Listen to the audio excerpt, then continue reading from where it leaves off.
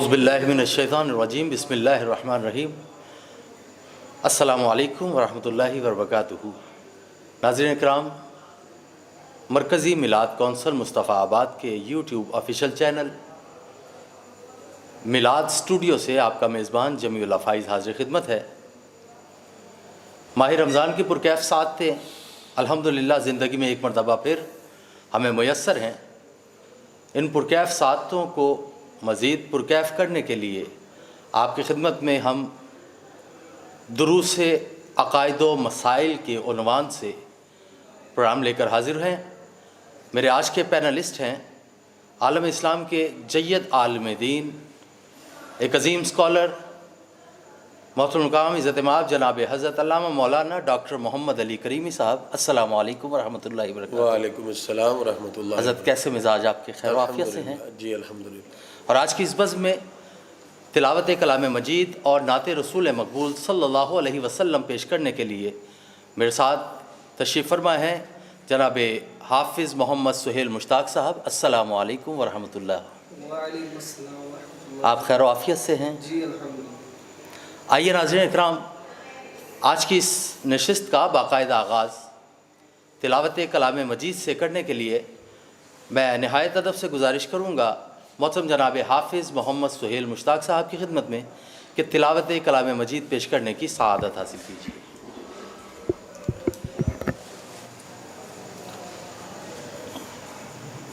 اعوذ باللہ من الشیطان الرجیم۔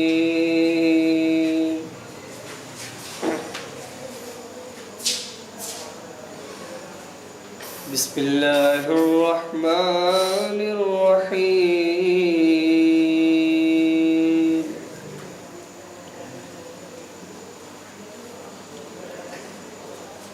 سبحان ربک رب العزة عما يصفون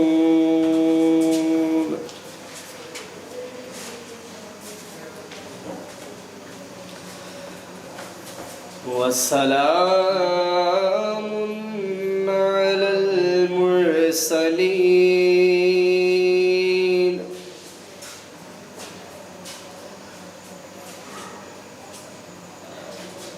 والحمد لله رب العالمين۔ صدق اللہ العظیم۔ سبحان اللہ، ماشاء اللہ، جزاک اللہ۔ ناظرین محترم، ہماری آج کی اس نشست کا عنوان ہے غزوہ بدر، اور اس پر مفصل انداز میں گفتگو فرمانے کے لیے ہمارے درمیان موجود ہیں ڈاکٹر محمد علی کریمی صاحب۔ ڈاکٹر صاحب، آپ کی خدمت عالیہ میں یہ سوال کہ جنگ بدر کے اسباب کیا تھے اور مسلمان بہت قلیل تعداد میں تھے، تو ان کی تیاری کیا تھی؟ میں گزارش کروں گا اس عنوان پر روشنی ڈالیے۔ بسم اللہ الرحمن الرحیم۔ وَلَقَدْ نَصَرَكُمُ اللَّهُ بِبَدْرٍ وَأَنْتُمْ أَذِلَّةٌ صدق اللہ العظیم۔ ستیزہ کار رہا ہے ازل تا امروز، ستیزہ کار رہا ہے ازل تا امروز، چراغ مصطفی سے شرار بلحبیز۔ کیا کہنے، کیا کہنے، واہ واہ۔ ناظرین، اللہ رب العزت نے مسلمانوں کو جو عظمت، جو شان، جو رفعت اور سربلندی عطا کی، یہ اس کا خوبصورت اظہار تھا کہ پروردگار نے مدینہ منورہ جیسی پرکیف ساعتوں میں صحابہ کرام کو ایمان کی دولت سے متصف کرتے ہوئے دین اسلام کی خوبصورت باتوں کو اپنانے سے اور اپنا کر اس پر عمل کرنے کا خوبصورت موقع عنایت کیا۔ مکہ مکرمہ کی زندگی کے اندر جو 13 سالہ آقا علیہ الصلاۃ والسلام کا دور ہے، اس میں نہ اسلام کو پنپنے دیا گیا اور نہ ہی مسلمانوں کو اسلام کی تعلیمات اپنا کر خوبصورت انداز میں زندگی گزارنے کا موقع عنایت کیا گیا۔ کفار مکہ ہر وقت اس سازش میں رہتے کہ کسی طرح مسلمانوں کی راہوں کو روک دیا جائے اور اسلام کے بڑھتے ہوئے اس خوبصورت سسٹم کو کسی طرح سبوتاژ کر دیا جائے۔ کبھی آپ کو لالچ دی جاتی ہے، کبھی آپ کا معاشی مقاطعہ کر دیا جاتا ہے، کبھی آقا علیہ الصلاۃ والسلام کو طرح طرح کی پیشکش کی جاتی ہیں۔ الغرض کفار نے ہر حربہ آزما لیا۔ نبی کریم صلی اللہ علیہ وسلم مکی زندگی میں آپ یہ ساری تکالیف برداشت کرتے رہے۔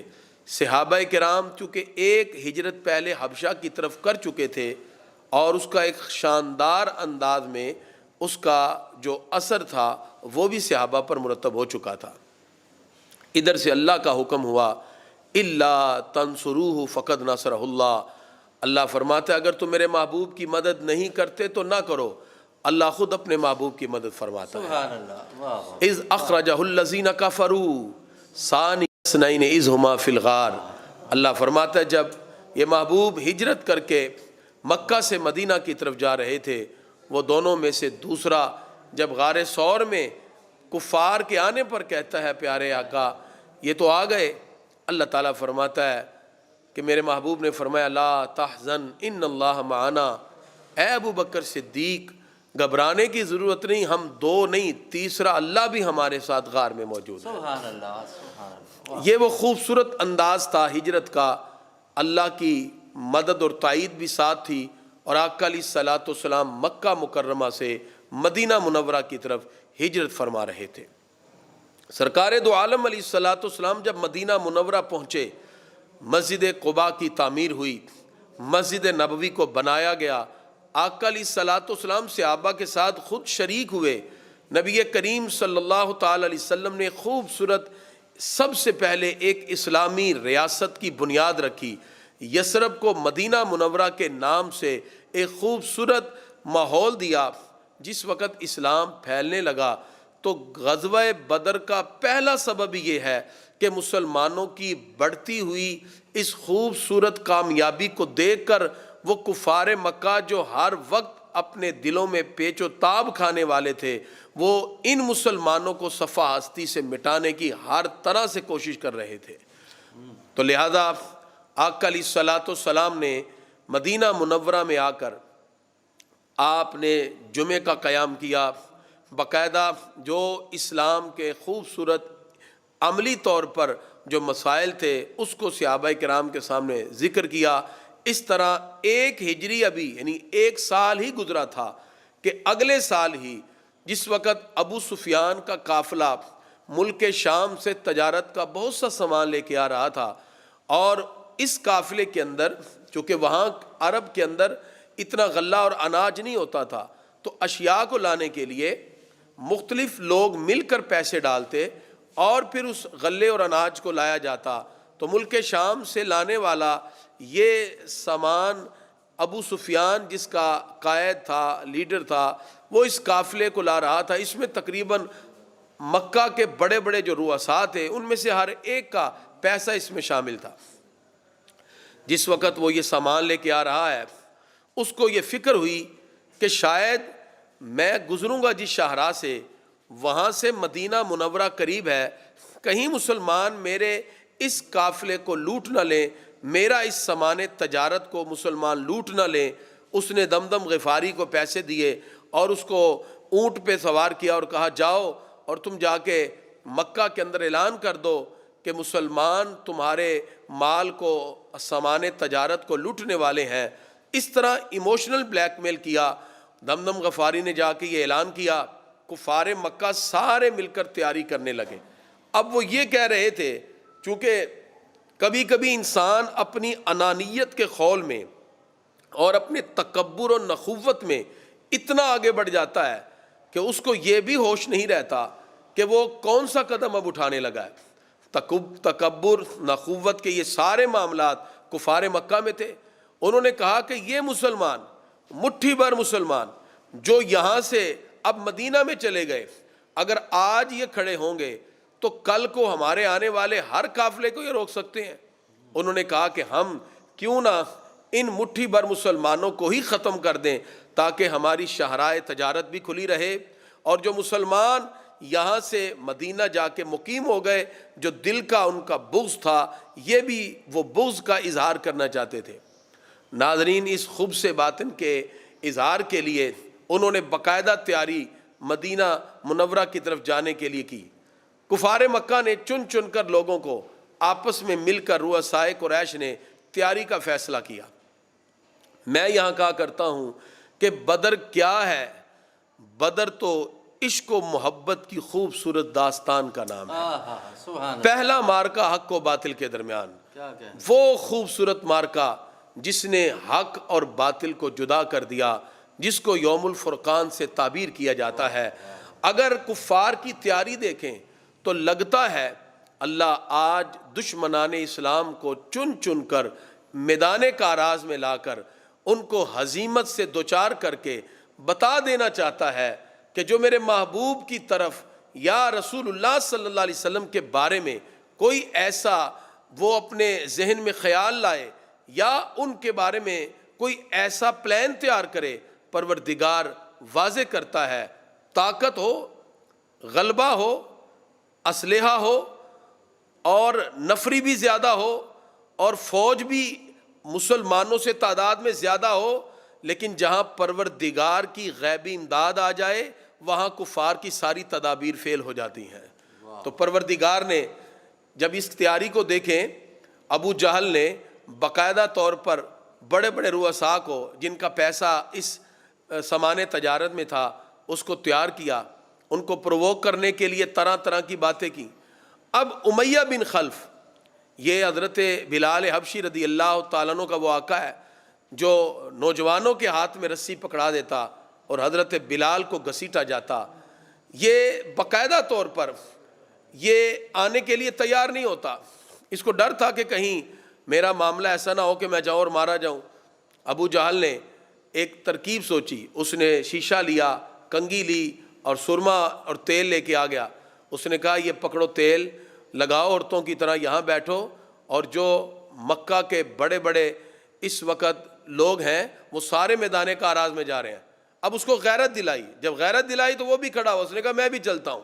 عتبہ بھی، شیبہ بھی، یہ سارے کفار جن کو تیار کیا، اور یہ وہ لوگ تھے جنہوں نے مکہ مکرمہ میں آقا علیہ الصلوۃ والسلام کو طرح طرح کی تکلیفیں دیں۔ نبی کریم صلی اللہ تعالی وسلم نماز پڑھتے ہیں تو آپ صلی اللہ علیہ وسلم کی پشت پر اوجی رکھ دی جاتی ہے، نعوذ باللہ۔ نبی کریم صلی اللہ علیہ وسلم اعلان کے لیے، اعلان تبلیغ کے لیے باہر نکلتے ہیں، آقا علیہ الصلوۃ والسلام کو سب و شتم کا نشانہ بنایا جاتا ہے۔ نبی کریم صلی اللہ علیہ وسلم کے راستوں میں کانٹے بچھائے گئے۔ کون کون سی تکلیف تھی جو ان کفار نے نہ دی؟ یہ رؤساء قریش اپنی طاقت کے بلبوتے پر اور تکبر نخوت میں ڈوب کر اپنی ایگو اور انانیت کے خول کے اندر یہ سمجھتے تھے کہ شاید ہم سب سے زیادہ طاقتور ہیں، ہمارا کون مقابلہ کر سکتا ہے۔ کفار مکہ نے تیاری کی اور لشکر تیار ہوا جس کے تقریباً 900 950 اور بعض مفسرین نے اور بعض مورخین نے 1000 تک کی تعداد بتائی، جن کے پاس اونٹ بھی ہیں، زرہ بھی ہے، گھوڑے بھی ہیں اور مکمل ان کے پاس جنگ کا سامان ہے۔ ادھر سے کفار مکہ کی جب تیاری ہوئی تو مسلمانوں کو بھی خبر پہنچی۔ اب مسلمانوں کی تیاری کا حال بھی سنیں۔ ہمارے پیارے نبی صلی اللہ علیہ وسلم نے صحابہ کو جمع کیا۔ یہ چونکہ پہلا مارکہ ہے، یہ پہلا موقع تھا کہ کفر سے آمنے سامنے نبرد آزما ہونا تھا۔ کفر تو ہمیشہ سے اسلام کو مٹانے میں لگا ہے۔ اللہ تعالیٰ قرآن مجید میں ارشاد فرماتا ہے یہ لوگ چاہتے ہیں لیطفئوا نور اللہ، کہ وہ اللہ کے نور کو بجھا دیں، لیکن پروردگار جس شمع کو روشن کر دے اس شمع کو کوئی بجھا نہیں سکتا۔ فانوس بن کر جس کی حفاظت ہوا کرے وہ شمع کیا بجھے جسے روشن خدا کرے۔ اللہ رب العزت نے اپنے محبوب کی حفاظت کا ذمہ خود لیا ہے۔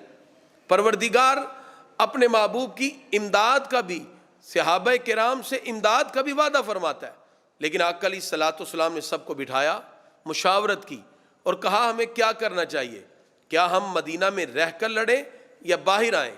مختلف مشاورت کے ساتھ بات ہوئی، ہمیں کیسے جانا چاہیے کہ نہیں جانا چاہیے؟ یہ سوالات چند انداز میں آقا علیہ الصلوۃ والسلام نے صحابہ کے سامنے پیش کیے۔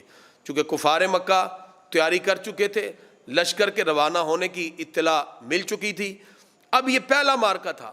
صحابی کھڑے ہوئے، مہاجرین کھڑے ہوئے، عرض کرتے ہیں پیارے آقا ہم آپ کے ساتھ ہیں، لیکن مہاجرین تو پہلے دن سے ہی سرکار کے ساتھ تھے، وہ تو اپنے گھر بار چھوڑ کر اپنا سب کچھ چھوڑ کے سرکار کے ساتھ آ گئے۔ ہمارے پیارے نبی صلی اللہ علیہ وسلم انصار کی طرف دیکھ رہے تھے کہ ان کی طرف سے بھی کوئی کھڑا ہو۔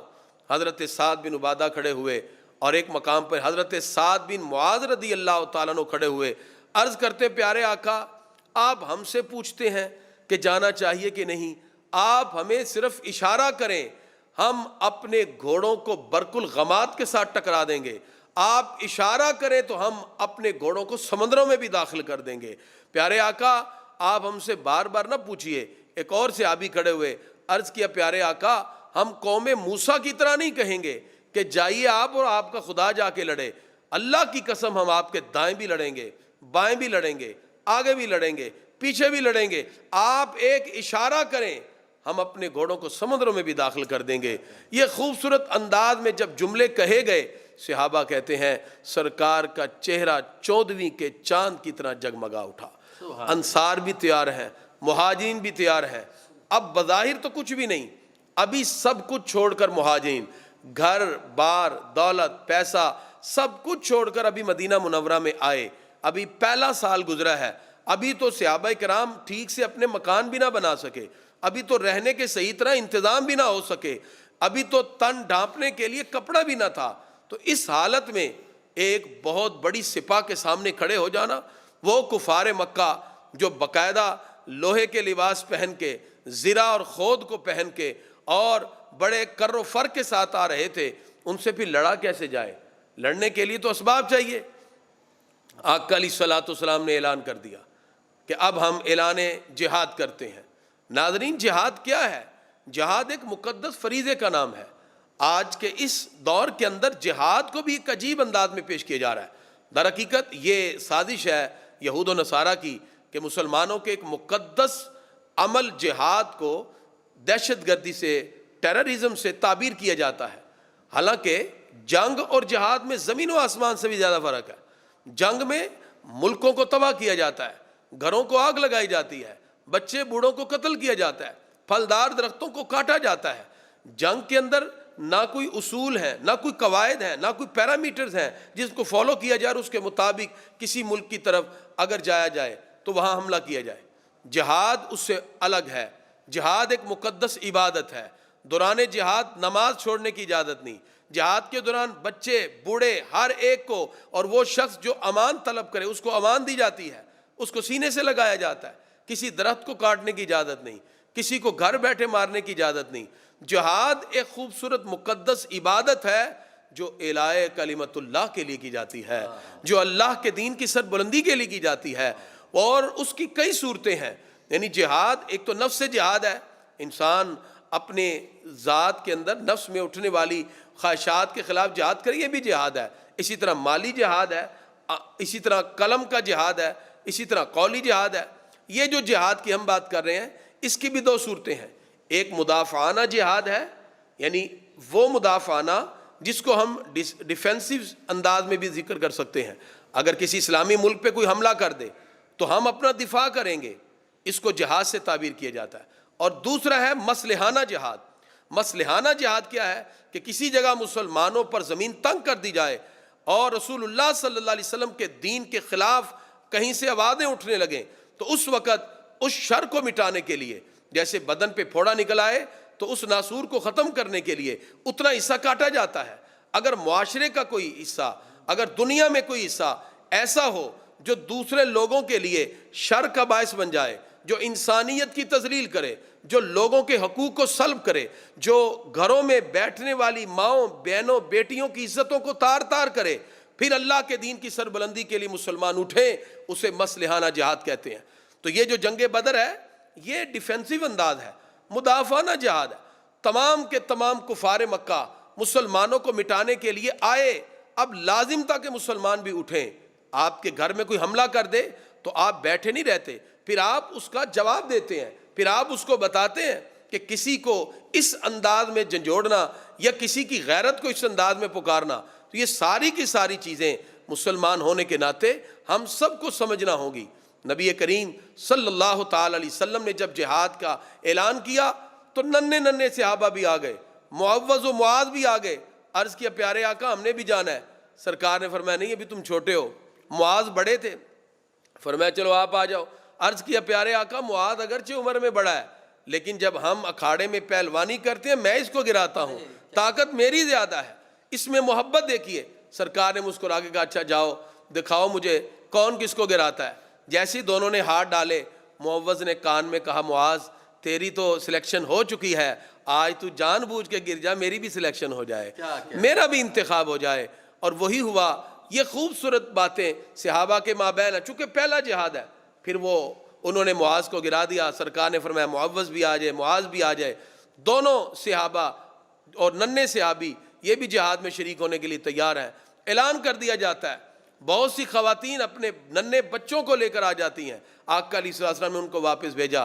یہ شوق تھا، یہ جذبہ تھا جہاد کا۔ مسلمانوں نے تیاری کی، زبان پہ اللہ کا نام ہے، ذکر اللہ بھی چل رہا ہے، جہاد کی تیاری بھی چل رہی ہے، قرآن کی آیات بھی پڑھی جا رہی ہیں، اور صحابہ فرح شاداں ہیں کہ ہم اللہ کے دین کی سربلندی کے لیے آج وہ کفار جنہوں نے ہمیں مکہ میں ستایا، ہمیں طرح طرح کی تکلیفیں دی، آج ہم ان کفار کو صفحہ ہستی سے مٹانے کے لیے اور ان کو بتانے کے لیے جا رہے ہیں کہ رسول اللہ صلی اللہ علیہ وسلم کا یہ دین قیامت تک سربلند رہے گا۔ پھر صحابہ کرام چلے، صرف 70 اونٹ تھے اور تقریباً ان کے پاس مختلف روایات کے مطابق 7 یا 8 تلواریں تھیں اور 2 گھوڑے تھے، اور اس انداز میں چلے۔ یہاں ایک سوال پیدا ہوتا ہے، صحابہ عرض کرتے ہیں جب سرکار نے پوچھا جانا چاہیے کہ نہیں، یا ہمیں کہاں لڑنا چاہیے، کس انداز میں، تو عرض کیا پیارے آقا اشارہ کریں ہم اپنے گھوڑے بھی سمندروں میں داخل کریں۔ تو گھوڑے تو تھے نہیں ان کے پاس، وہ داخل کیا کریں؟ معدوم چیز کا اعلان کرنا اور دعویٰ کرنا تو درست نہیں۔ علامہ اقبال اس کا بڑا پیارا جواب دیتے ہیں، آپ فرماتے ہیں ہر کے عشق مصطفیٰ سامان اوست، بحر و بر در گوشائے دامان اوست۔ کہا کیا ہوا اگر ان کے پاس گھوڑے نہ تھے؟ جن کے دلوں میں سرکار کی سچی محبت آ جائے، دنیا کی ساری نعمتیں اللہ پھر ان کے قدموں میں ڈال دیتا ہے، اور وہی ہوا۔ پھر دنیا کی ساری نعمتیں ان کے قدموں میں آئیں کیونکہ ان کے دل میں سرکار کی سچی محبت تھی، سرکار کا سچا عشق تھا۔ یہ رسول اللہ صلی اللہ علیہ وسلم کے دین کی سربلندی کے لیے میدان عمل میں اترے۔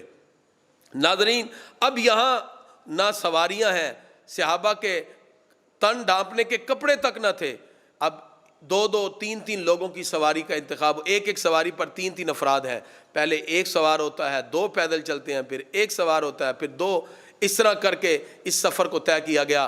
مدینہ شریف سے بدر کی طرف جاتے ہوئے صحابہ کرام محبت، شوق، آقا علیہ الصلوۃ والسلام کی الفت، رسول اللہ صلی اللہ علیہ وسلم کی قیادت، اسلام کی سربلندی، دین اسلام کی احیاء کے خوبصورت جذبات کو لے کر جس وقت بدر کی طرف جاتے ہیں، پروردگار بھی ان مٹھی بھر مسلمانوں کی وہ عظمتیں پھر قرآن میں ذکر کرتا ہے جن کی تعداد 313 یا 315 کے قریب ہے۔ آقا علیہ الصلوۃ والسلام ان عظیم ہستیوں کے ساتھ، آقا علیہ الصلوۃ والسلام صحابہ کرام کی قیادت کرتے ہوئے بدر کی طرف روانہ ہے، اور ادھر سے کفار مکہ جو آ رہے ہیں، اونٹ ذبح ہوتے ہیں اور رات کو کباب بنتے ہیں، اس کو کھایا جاتا ہے۔ مختلف لاو و لاب کے پروگرام کفار مکہ کے لشکر میں جاری ہیں۔ ادھر صحابہ ہیں جن کی راتیں قرآن پڑھنے میں گزر رہی ہیں، جو کبھی نوافل میں ہیں، کبھی اللہ کا نام لے رہے ہیں، کبھی آیات بینات کی تلاوت ہے، کبھی توبہ استغفار ہے، کبھی اللہ رب العزت کے خوبصورت محبوب کا نام نامی اس میں گرامی ہے۔ اس محبت، اس شوق، اس جذبے کے ساتھ صحابہ کرام میدان عمل میں گئے۔ تو بنیادی طور پر جو بدر کے اسباب ہیں اس میں ایک تو کفار مکہ اور رؤسائے قریش کا وہ جلن ہے، وہ اسلام کے خلاف دشمنی تھی جس کی وجہ سے یہ سارے کا سارا معاملہ پیش آیا۔ پھر عمر بن حضرمی کے بارے میں بھی اسی کا جو سلسلہ رہا، تاریخ نے لکھا، ایک یہ بھی سبب تھا، اور تیسرا ابو سفیان کا وہ جو لشکر تھا جس کو سامان تجارت کے ساتھ وہ لا رہا تھا ملک شام کی طرف، اس کو بچانے کا بھی یہ سلسلہ تھا۔ یہ چند اسباب ملے تو پھر بدر کا واقعہ رونما ہوا۔ اب راستے میں ابھی کفار مکہ تھے تو پتہ چلا ابو سفیان قافلے کے ساتھ صحیح سلامت وہاں سے گزر چکا ہے، جو شہراء شام سے مدینہ سے گزرتی ہوئی مکہ کی طرف آ رہی تھی۔ اب کفار مکہ ان کا پلان یہ تیار ہوا، کچھ لوگوں نے کہا بھی جب ہمارا جو سامان تجارت ہے وہ آ گیا ہے اب ہمیں لڑنے کی کیا ضرورت؟ تو شیطان ایک بوڑھے شکل کی صورت میں نمودار ہوا، اس نے کہا نہیں اب واپس نہیں جانا، اب ہم ان کو ختم کر کے جائیں گے۔ ابو جہل بھی اس مقام پہ اٹھا، اس نے کہا ہاں آج موقع ہے، یہ مٹھی بھر مسلمان جو ہمیں ہمیشہ سے تنگ کرتے رہیں گے، آج ہم لشکر کے ساتھ ہیں، آج ہمارے پاس تلواریں ہیں، خود ہیں، زرہ ہیں، یہ ساری چیزیں ہمارے پاس ہیں، آج ہم ان کو صفحہ 80 سے مٹا کے جائیں۔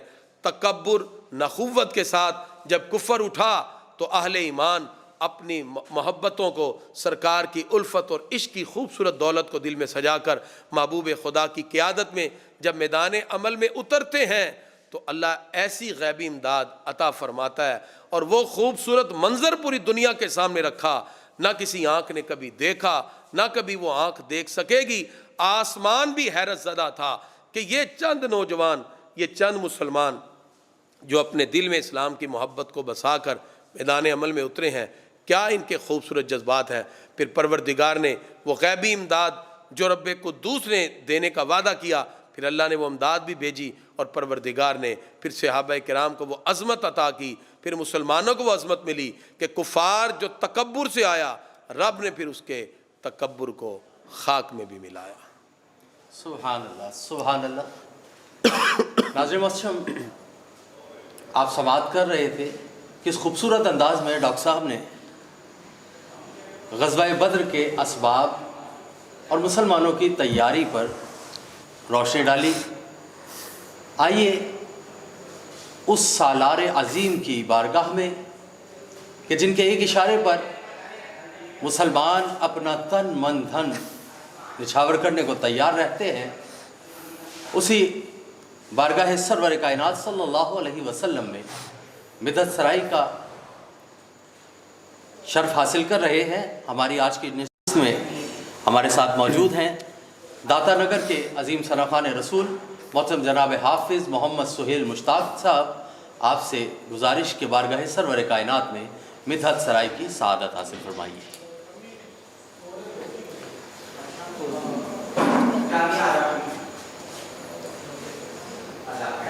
اپنے دامان شفاعت میں چھپائے رکھنا، سبحان اللہ۔ اپنے دامان شفاعت میں چھپائے رکھنا، میرے سرکار میری بات بنائے رکھنا، میرے سرکار میری بات بنائے رکھنا۔ اور میں نے مانا کہ نکما ہوں مگر آپ کا ہوں، میں نے مانا کہ نکما ہوں مگر آپ کا ہوں، مجھ نکمے کو بھی سرکار نبھائے رکھنا، مجھ نکمے کو بھی سرکار نبھائے رکھنا، میرے سرکار میری بات بنائے رکھنا۔ شاید اس راہ سے خالد میرے آقا گزرے، شاید اس راہ سے خالد میرے آقا گزرے،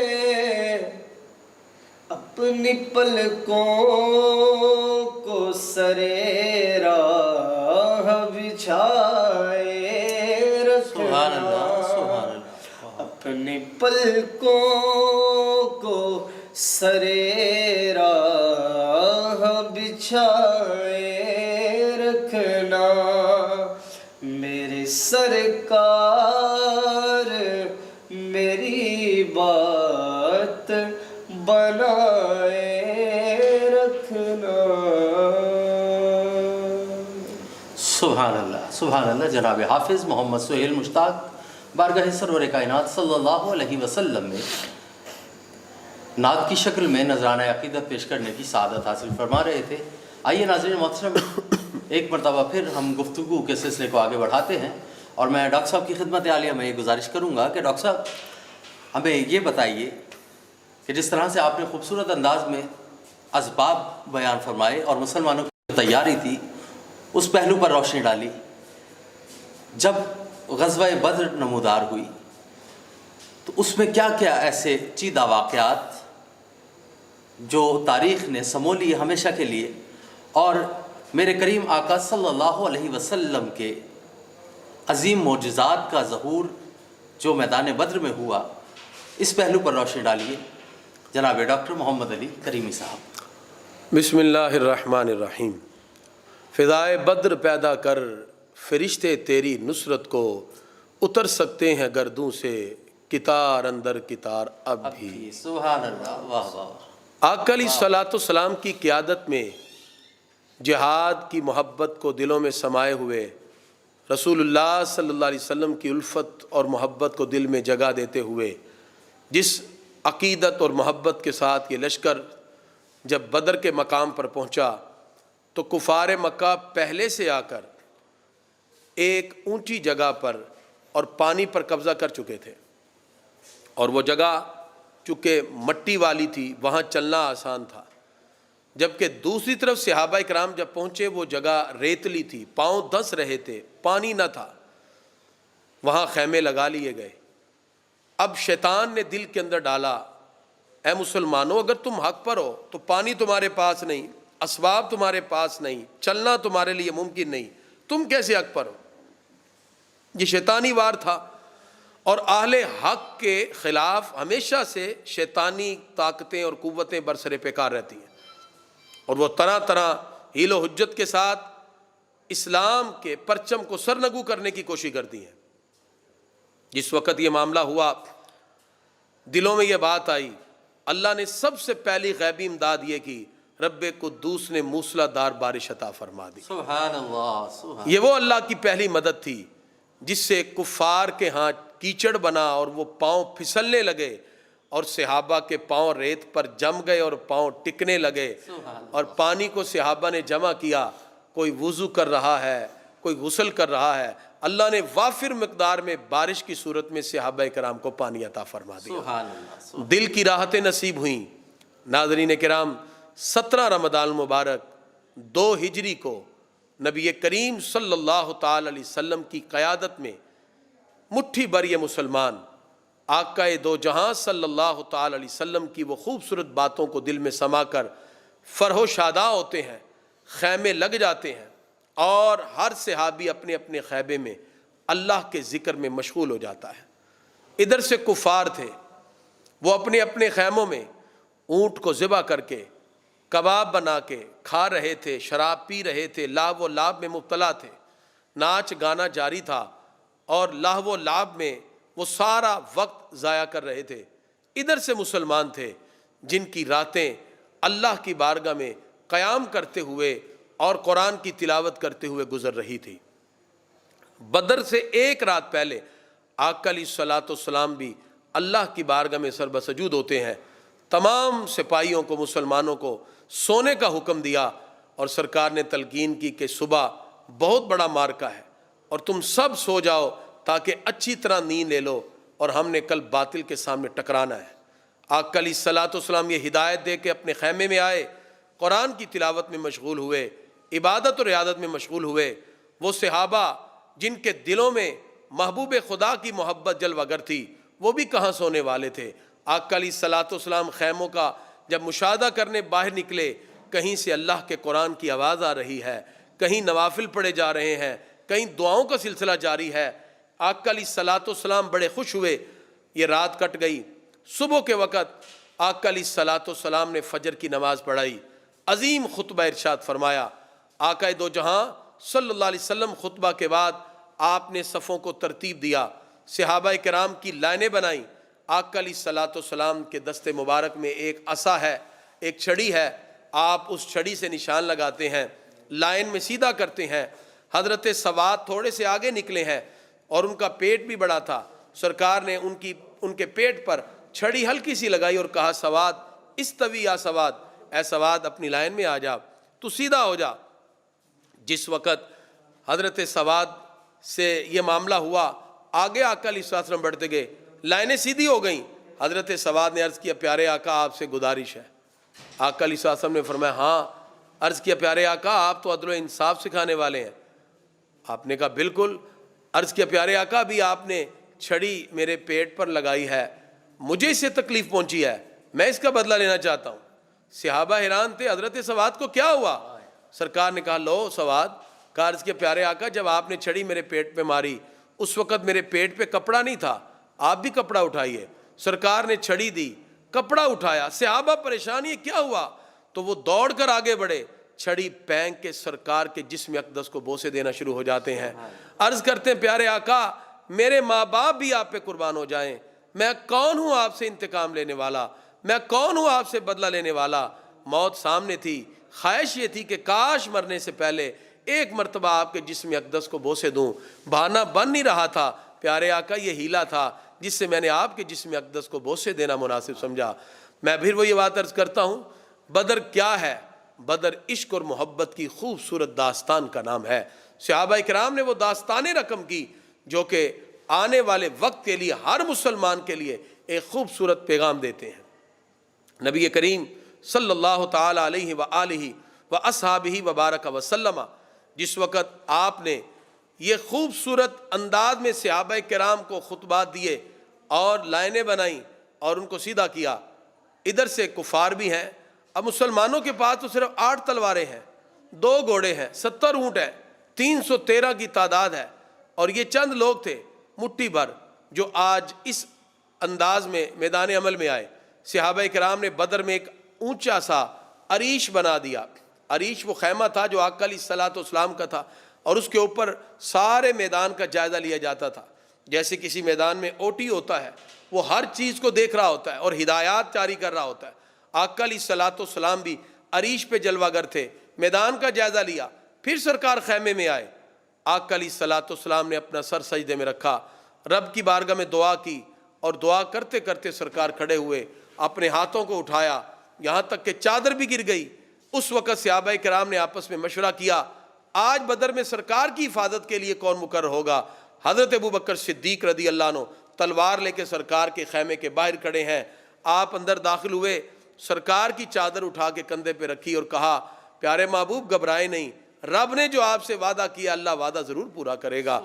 ادھر سے کفار کر و فر تکبر کے ساتھ لائنیں بنا کے کھڑے تھے، اور ان کے دلوں میں غصہ تھا، غیظ تھا، غضب تھا کہ کسی طرح مسلمانوں کو صفحہ ہستی سے مٹا دیں۔ آج جو کفر اسلام کو مٹانے کے لیے آیا، اسلام سے نبرد آزما ہے، حق و باطل کے درمیان یہ پہلا مارکا جب کفار یہ ساری تیاری کر کے کھڑا ہے۔ ادھر سے صحابہ کرام اللہ رب العزت کے فضل سے لائنیں بنا کر کھڑے۔ پروردگار نے ایک اور امداد ان کی فرمائی، اللہ تعالیٰ نے صحابہ کی نظروں میں کفار کو تھوڑا کر دیا اور کافروں کی نظروں میں مسلمانوں کو زیادہ کر دیا۔ ہر چیز میں مؤثر حقیقی اللہ کی ذات ہے۔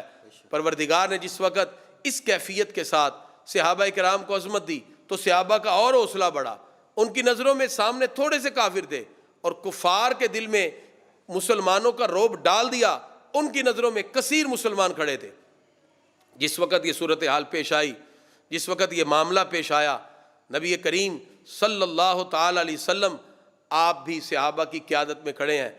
ادھر سے کفار کا جیسے طریقہ کار تھا، انفرادی جنگ ہوتی ہے، عتبہ، شیبہ، ولید، یہ بڑے بڑے سردار آئے اور انہیں پکارا حال من مبارزین، ہے کوئی ہم سے لڑنے والا؟ ادھر سے 3 انصاری نکلے، انہوں نے کہا یہ ہمارے پلے کے نہیں، ہم ان سے نہیں لڑیں گے۔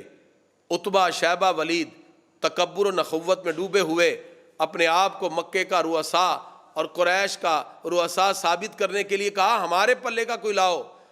پھر آقا علیہ الصلوۃ والسلام نے جب اشارہ کیا تو حضرت سیدنا حضرت امیر حمزہ رضی اللہ تعالیٰ عنہ خوبصورت انداز میں تلوار سجا کر آپ میدان عمل میں اترے. ادھر سے مولا علی ذوالفقار حیدری تھامے ہوئے میدان عمل میں آئے اور ادھر سے حضرت ابو عبیدہ آپ بھی میدان عمل میں اترے. اب تینوں کا مقابلہ ہوا. ادھر سے عتبہ، ولید، شیبہ، یہ تینوں کے تینوں جہنم واصل ہوئے. کفار کو اپنے سرداروں کے مرنے کا بڑا دکھ تھا. نبی کریم صلی اللہ علیہ وسلم نے دیکھا اب کفار پیچ و تاب کھا رہے ہیں، انفرادی جنگ سے اجتماعی جنگ کی طرف آنا چاہتے ہیں. ادھر سے کفار نے حملے کا پروگرام بنایا کہ ہم ایک ایک کر کے نہیں لڑیں گے، ہم مل کر حملہ کر کے مسلمانوں کو صفحہ ہستی سے مٹاتے ہیں. ادھر سے کفار اپنے لات و منات کو پکارتے ہوئے، حبل کو پکارتے ہوئے جب مسلمانوں پر اٹیک کرتے ہیں، سرکار نے صحابہ کرام کو کہا ٹھہریے، اور صحابہ کرام کو اپنی جگہ پر رکنے کا حکم دیا. یہاں تک کہ کفار دوڑتے ہوئے جب صحابہ کرام کے قریب پہنچے، آقا علیہ الصلوۃ والسلام نے بلند آواز سے کہا بڑھو اس جنت کی طرف جس کی چوڑائی زمین و آسمان سے بھی زیادہ ہے. آقا علیہ الصلوۃ والسلام کا یہ فرمانا تھا کہ صحابہ کرام اس جذبہ جہاد کو دل میں بسا کر جب آقا علیہ الصلوۃ والسلام آگے بڑھے، نبی کریم صلی اللہ علیہ وسلم کے صحابہ آقا علیہ الصلوۃ والسلام کی قیادت میں آگے بڑھتے ہیں. اس طرح پھر ٹوٹ کر حملہ ہوا. صحابہ کے پاس تو تلواریں تھی نہیں. اب ہمارے پیارے نبی صلی اللہ علیہ وسلم کے معجزات دیکھیے.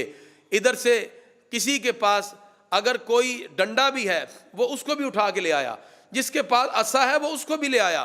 حضرت عکاشہ جو عرض کرتے ہیں پیارے آقا میری تلوار ٹوٹ گئی، آقا علیہ الصلوۃ والسلام نے ایک ڈنڈا جو قریب تھا اس پہ ہاتھ پھیرا، وہ تلوار کی صورت بن گیا. سرکار نے ان کے وہ عطا فرما دیا. اب گمسان کا رن تھا. مسلمان آقا علیہ الصلوۃ والسلام کی قیادت میں لڑ رہے تھے کفار سے، یہاں تک کہ آقا علیہ الصلوۃ والسلام خیمے میں آئے، پھر اپنا سر سجدے میں رکھا، رب کی بارگاہ میں ہاتھ اٹھائے، یا اللہ اگر یہ آج مٹھی بھر مسلمان نہ رہے تو قیامت تک روئے زمین پر تیرا نام لینے والا کوئی نہ ہوگا. اس انداز میں سرکار نے دعا کی. آقا علیہ الصلوۃ والسلام اشک بار ہیں، آنکھوں سے آنسو بہ رہے ہیں. دل کے اندر آقا علیہ الصلوۃ والسلام اللہ کی بارگاہ سے التجا کرتے ہیں. پروردگار نے 1000 فرشتے سب سے پہلے بھیج کر مسلمانوں کی مدد فرمائی. آقا علیہ الصلوۃ والسلام خوش ہوئے، اور ابلیس جو اس وقت کفار کے ساتھ کھڑا تھا، جس وقت اس نے یہ حال دیکھا تو وہ وہاں سے دوڑتا ہوا بھاگ گیا. کفار نے کہا تم تو ہمیں لانے والے تھے. اس نے کہا جو میں دیکھ رہا ہوں وہ تم نہیں دیکھ رہے. ناظرین اب کیا ہوا، مسلمان شوق شہادت کو دل میں بسا کر میدان عمل میں اترے. ننھے ننھے چھوٹی چھوٹی تلواروں کے ساتھ صحابہ کرام لڑ رہے ہیں. ان کے پاس چونکہ اسباب جہاد نہ تھے، ان کے پاس اسباب حرب نہ تھے، لیکن کیا ہے، کوئی لکڑی اٹھا کے لڑ رہا ہے، کوئی ڈنڈے کے ساتھ لڑ رہا ہے، اور ان کے ساتھ جو لوہے کا لباس پہن کے آئے ہیں. لیکن اللہ کی طرف سے غیبی امداد تھی. اب یہ معجزات کا ظہور ہوا. آقا علیہ الصلوۃ والسلام خیمے میں ہیں، صحابہ دوڑ دوڑ کے آتے ہیں، سرکار سے آ کے بتاتے ہیں پیارے آقا اس کو بھی مار دیا، اس کو بھی مار دیا. ایک صحابی آئے، پیارے آقا ہم ادھر سے تلوار اٹھاتے ہیں، ادھر سے پہلے گردن کٹ جاتی ہے، ہمیں آواز آتی ہے اقدم یا حیزوم، اقدم یا حیزوم. ہمارے اندر تو حیزوم کوئی نہیں، یہ حیزوم کون ہے؟ آقا علیہ الصلوۃ والسلام نے فرمایا آج جبریل بھی گھوڑے پہ سوار ہو کے بدر میں آیا ہے. آج جس گھوڑے پر جبریل سوار ہے اس کا نام حیزوم ہے. اللہ تعالیٰ نے پھر 5000 فرشتے بھیجے، مسلمانوں کی مدد فرمائی. صحابہ کرام صرف تلوار اٹھاتے تھے، گردن کٹ کے پہلے گری ہوتی تھی. اللہ تعالیٰ نے وہ کافر جو تکبر کے ساتھ مسلمانوں کو مٹانے آئے، ان کے تکبر کو خاک میں ملایا، اسلام کے پرچم کو بلند فرما دیا. اب اسی حالت میں صحابہ کرام، کوئی سرجن نہیں، کوئی میڈیسن نہیں، کوئی دوا نہیں. کسی کی آنکھ نکل گئی، حضرت قتادہ آئے، پیارے آقا آنکھ نکل گئی. آقا علیہ السلام نے لعاب دہن لگایا، ادھر آنکھ رکھی تو پہلے سے زیادہ روشن ہو جاتی ہے. یہ سارے معجزات کا ظہور بدر میں ہوا. اب ننھے ننھے حضرت معوذ اور معاذ لڑ رہے ہیں، درمیان میں حضرت عبد الرحمن بن عوف رضی اللہ عنہ عرض کرتے ہیں چچا بتائیے ابو جہل کون ہے؟ ہم نے سنا ہے یہ وہ شخص ہے جس نے ہمارے آقا کو بڑی تکلیف دی، جس نے ہمارے آقا کو بڑا نقصان پہنچایا.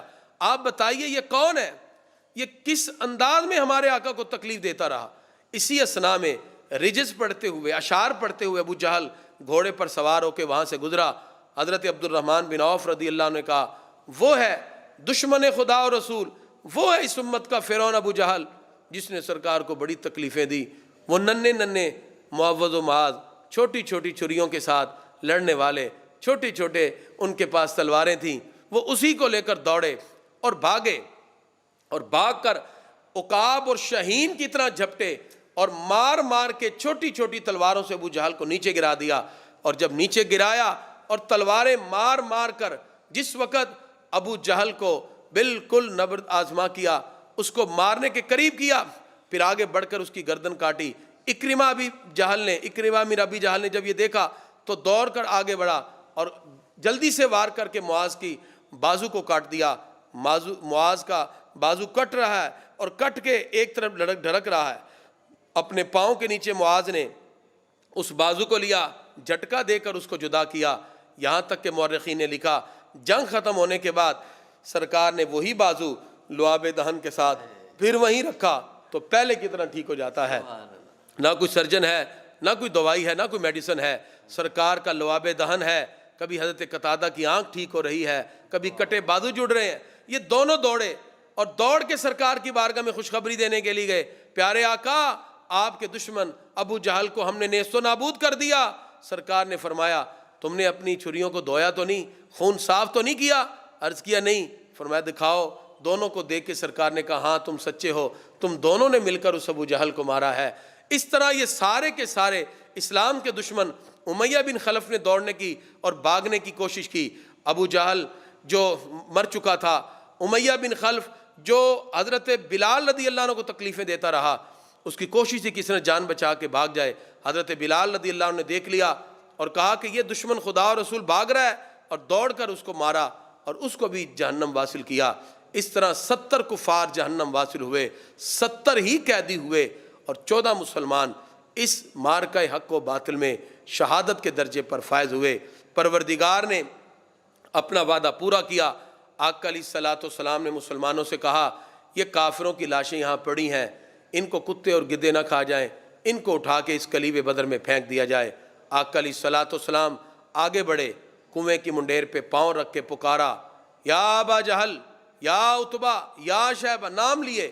حضرت فاروق اعظم نے یہ سوال ہم جیسے لوگوں کے لیے کیا۔ آقا علیہ الصلوۃ والسلام سے عرض کرتے ہیں پیارے آقا یہ تو مر چکے ہیں، آپ مرے ہوئے سے باتیں کرتے ہیں۔ سرکار فرماتے ہیں عمر جن سے میں باتیں کر رہا ہوں وہ تم سے بھی زیادہ سننے والے ہیں۔ اگر اس امت کا فرعون ابو جہل اور کافر مرنے کے بعد سنتا ہے تو مومن مرنے کے بعد کیوں نہیں سن سکتا؟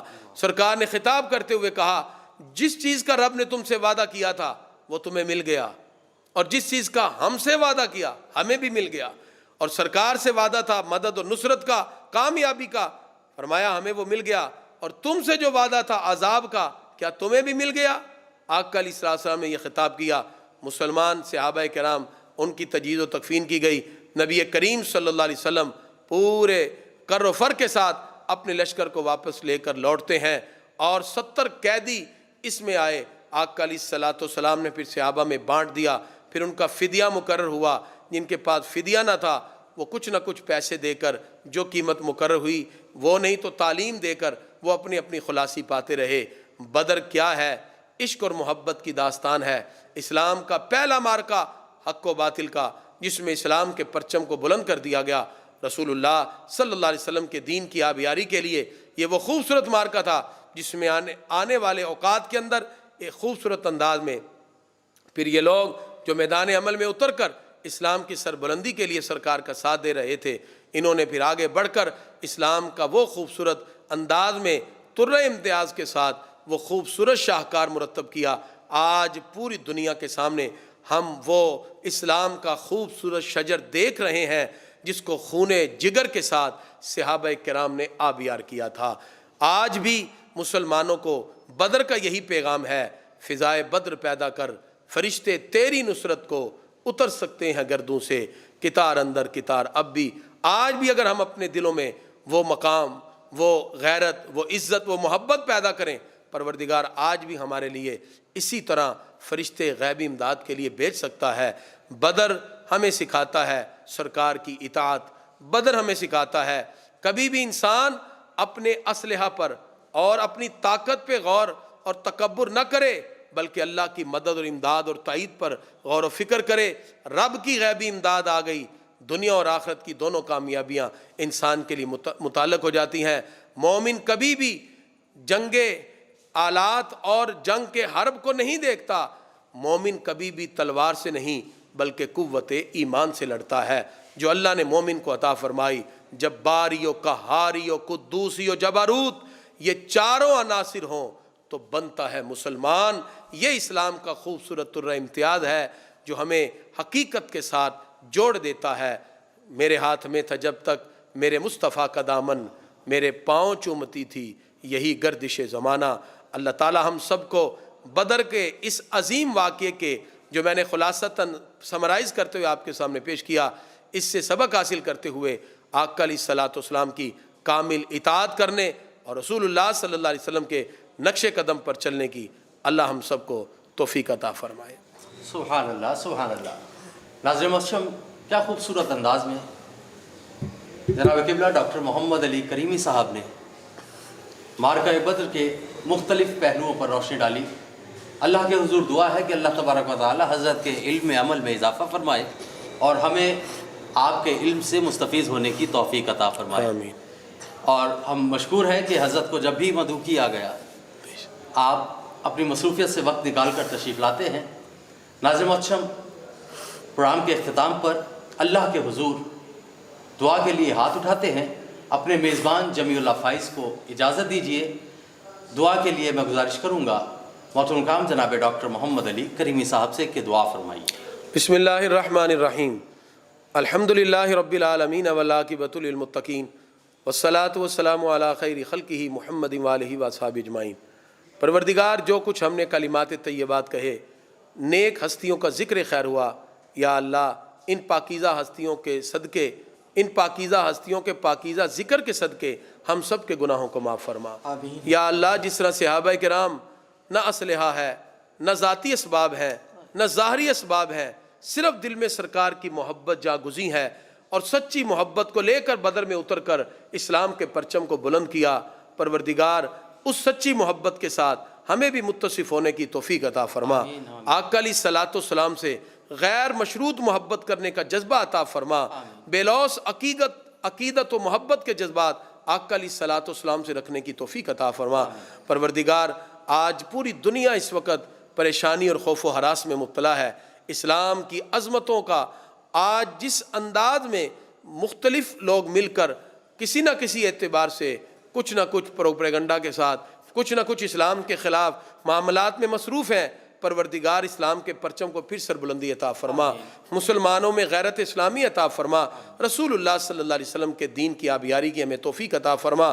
ہم سب کو فکری طور پر، عملی طور پر، اعتقادی طور پر مضبوطی عطا فرما، ہمیں تفریقہ، افتراق سے، انتشار سے محفوظ فرما۔ ہم سب کو آقا علیہ الصلوۃ والسلام کی تعلیمات کے مطابق زندگی بسر کرنے کی توفیق عطا فرما۔ اللہم ربنا آتنا فی الدنیا حسنۃ وفی الآخرۃ حسنۃ وقنا عذاب النار، وصلی اللہ تعالی علی خیر خلقہ محمد وآلہ وصحبہ اجمعین برحمتک یا ارحم الراحمین۔